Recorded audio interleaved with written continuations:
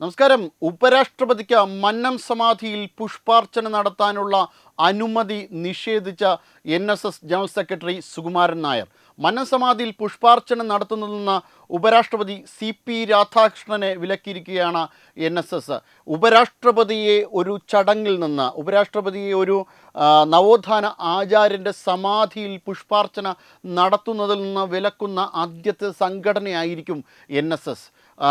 മന്നത്ത് പത്മനാഭൻ കെട്ടിപ്പടുത്ത ഈ സംഘടനയ്ക്ക് സംബന്ധിച്ചിടത്തോളം ആ സംഘടനയുടെ ഏറ്റവും വലിയ ശാപമായി മാറുകയാണ് സുകുമാരൻ നായർ എന്നാണ് പൊതുവിൽ കരയോഗങ്ങളുടെ പല പ്രതിനിധികളും തത്വമയി ന്യൂസിനോട് സംസാരിച്ചത്. എന്തിനാണ് ഭരണഘടനാ പദവിയിലിരിക്കുന്ന ആൾക്കാരെയൊക്കെ ഈ രീതിയിൽ അവിടെ നിന്ന് പുഷ്പാർച്ചന നടത്തുന്നതിൽ നിന്നൊക്കെ അനുമതി നിഷേധിക്കുന്നത് എന്തിനാണ് എന്ന് ഇദ്ദേഹത്തിന് രാഷ്ട്രീയ തിമിരം ബാധിച്ചിരിക്കുന്നു എന്ന തരത്തിലുള്ള ചില അഭിപ്രായ പ്രകടനങ്ങളാണ് കരയോഗ പ്രതിനിധികളിൽ നിന്ന് പോലും ഉണ്ടായിരിക്കുന്നത്.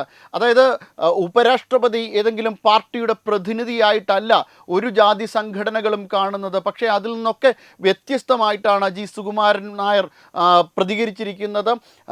SNDPയുടെ ജനറൽ സെക്രട്ടറി ആയിട്ടുള്ള വെള്ളാപ്പള്ളി നടേശന് പത്മവിഭൂഷൺ ലഭിച്ചതിന് ശേഷം ഈ രീതിയിലാണ് സുകുമാരൻ നായർ പ്രതികരിക്കുന്നത്. അതായത് ഹിന്ദു ഐക്യത്തിന് പോലും തടയിട്ടുകൊണ്ടായിരുന്നു അന്ന് സുകുമാരൻ നായർ പ്രതികരിച്ചത്. അതായത് തനിക്ക് ലഭിക്കാത്ത പത്മവിഭൂഷൺ മറ്റൊരാൾക്ക് ലഭിച്ചതിൻ്റെ അസൂയയാണ് എന്ന തരത്തിലാണ് പെരുമാറിയതെന്നായിരുന്നു അന്ന് പല കോണുകളിൽ നിന്നുള്ള വിമർശനമുണ്ടായത്. ഇത് അങ്ങേയറ്റം സ്വാർത്ഥപരമായ ചിന്തയുടെ ഭാഗമാണെന്ന് സുകുമാരൻ നായർക്കൊപ്പമുള്ള ആൾക്കാർ പോലും പ്രതികരിക്കുന്ന ഒരു സാഹചര്യം തന്നെ ഉണ്ടായി. തിരഞ്ഞെടുപ്പ് കാലമായതുകൊണ്ട് ആരെയും മന്നം സമാധിയിൽ പ്രവേശിക്കാൻ അനുവദിക്കുകയില്ല എന്നാണ് NSS പറയുന്നത്. പക്ഷേ SNDP general secretary Vellappally Natesan കേന്ദ്ര സർക്കാർ പത്മവിഭൂഷൺ നൽകി. അതുകൊണ്ട് തനിക്ക് ഇനി BJPയുമായി ബന്ധപ്പെട്ട ആരെയും അടുത്ത് കാണുകയോ അവരെ സ്വീകരിക്കുകയോ ചെയ്യേണ്ട കാര്യമില്ല എന്ന തരത്തിലുള്ള ആണ് സുകുമാരൻ നായരുടെ പ്രതികരണം എന്നാണ് പൊതുവിൽ പറയപ്പെടുന്നത്. പിന്നാലെ വിശാല ഹിന്ദു ഐക്യത്തിൽ നിന്നും NSS ജനറൽ സെക്രട്ടറി പിന്മാറി. ഞെട്ടിപ്പിക്കുന്ന തരത്തിലാണ് ഉപരാഷ്ട്രപതിക്ക് പുഷ്പാർച്ചന നടത്താനുള്ള അനുമതി നിഷേധിച്ചിരിക്കുന്നത്. SP കോളേജിൻ്റെ ശതാബ്ദി ആഘോഷങ്ങളുടെ സമാപനം കുറിച്ചുകൊണ്ട് നടക്കുന്ന പരിപാടിയിൽ പങ്കെടുക്കുന്നതിന് വേണ്ടിയാണ് ഉപരാഷ്ട്രപതി ഫെബ്രുവരി 28-ന് ചങ്ങനാശ്ശേരിയിൽ എത്തുന്നത്. 3:30-നാണ് കോളേജിലെ കാവുകാട്ട് ഹാളിലാണ് ഈ ചടങ്ങ്. ഡൽഹിയിൽ നിന്ന് വിമാനമാർഗം നെടുമ്പാശ്ശേരിയിൽ ഇറങ്ങുന്ന ഉപരാഷ്ട്രപതി ഹെലികോപ്റ്ററിലായിരിക്കും ചങ്ങനാശ്ശേരിയിലെത്തുക. പെരുന്ന NSS കോളേജ് ഗ്രൗണ്ടിലാണ് ഹെലികോപ്റ്റർ ഇറങ്ങുക. ഇതിനുശേഷം മന്നം സമാധിയിലെത്തി പുഷ്പാർച്ചന നടത്താനായിരുന്നു പദ്ധതിയിട്ടിരുന്നത്. എന്നാൽ ഇതിന് അനുമതി നിഷേധിക്കുകയായിരുന്നു NSS ജനറൽ സെക്രട്ടറി. നേരത്തെ BJPയുടെ കേരളത്തിലെ പ്രഭാരിയായിരുന്നു രാധാകൃഷ്ണൻ എന്നതിനാലാണ് ഇത്തരത്തിലുള്ള ഒരു നടപടി എന്നാണ് NSS പറയുന്നത്.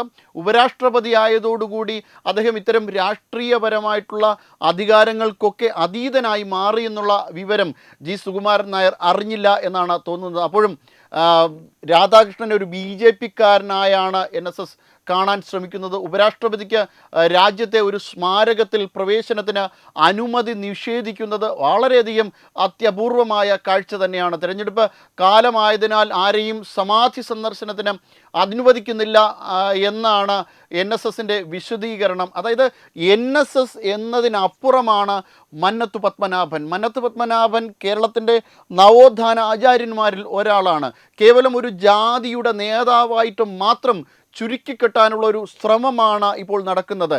NSSൻ്റെ ആസ്ഥാനത്ത് മന്നത്ത് പത്മനാഭൻ്റെ പ്രതിമയുണ്ട് എന്ന് വിചാരിച്ചിട്ട് മന്നം കേവലം ഒരു ജാതിയുടെ നേതാവായി കണക്കാക്കുവാൻ സാധിക്കില്ല. മന്നം കേരളത്തിൻ്റെ സാംസ്കാരിക നേതാവാണ്. എന്നാൽ അടുത്തിടെ SNDP യോഗം ജനറൽ സെക്രട്ടറി വെള്ളാപ്പള്ളി നടേശന് കേന്ദ്ര സർക്കാർ പത്മഭൂഷൺ നൽകിയതിനെ തുടർന്ന് ഈ രീതിയിലാണ് സുകുമാരൻ നായരുടെ പെരുമാറ്റം. നേരത്തെ ബംഗാൾ ഗവർണർ CV ആനന്ദബോസിനും സമാനമായ രീതിയിൽ NSS അനുമതി നിഷേധിച്ചിരുന്നു.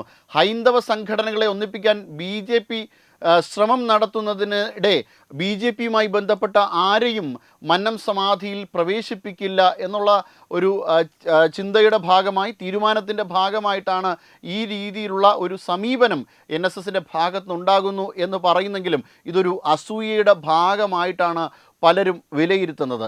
സമീപകാല രാഷ്ട്രീയ ചരിത്രത്തിൽ സുകുമാരൻ നായരെ പോലെ ഇത്രയധികം സങ്കുചിതമായ ചില വാദങ്ങൾ ഉയർത്തിക്കൊണ്ട് വരുന്ന ആരെയും തന്നെ ഒരിക്കലും ഒരു ജാതി മേധാവിത്വത്തിൻ്റെയും ഭാഗമായിട്ട് ഒരു ജാതിയുടെ നേതാവിൽ നിന്നും ഇത്തരത്തിലുള്ളൊരു പ്രതികരണം ഉണ്ടാകില്ല. കാരണം രാഷ്ട്രീയത്തിന് അതീതമായി ബഹുമാനിക്കപ്പെടേണ്ടവരാണ് രാഷ്ട്രപതിയും ഉപരാഷ്ട്രപതിയും ഒക്കെ. അവരൊരു സംഘടനയുടെയോ ഒരു രാഷ്ട്രീയത്തിൻ്റെയോ പ്രതിനിധികളല്ല.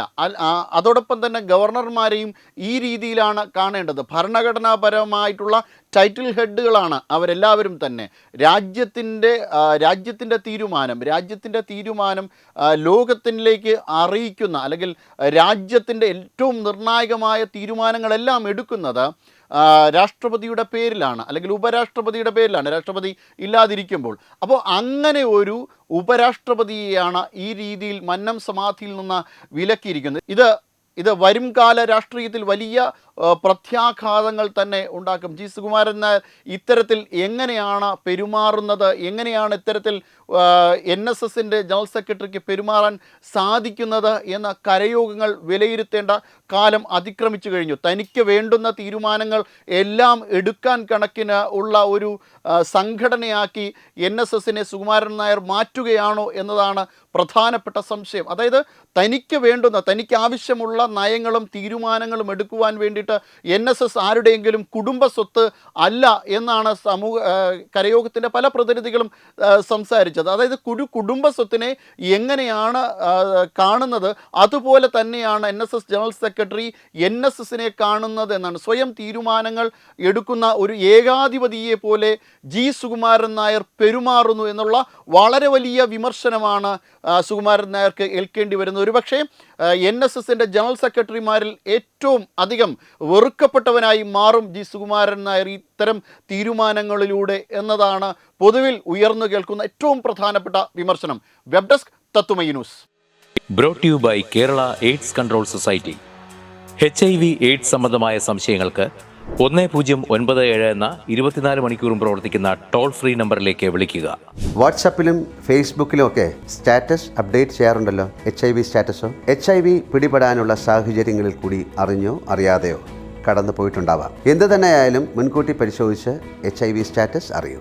സൗജന്യ HIV പരിശോധനയും കൗൺസിലിങ്ങും ആരോഗ്യ കേന്ദ്രങ്ങളിൽ പ്രവർത്തിക്കുന്ന ICTC അഥവാ ജ്യോതിസ് കേന്ദ്രങ്ങളെ സമീപിക്കുക.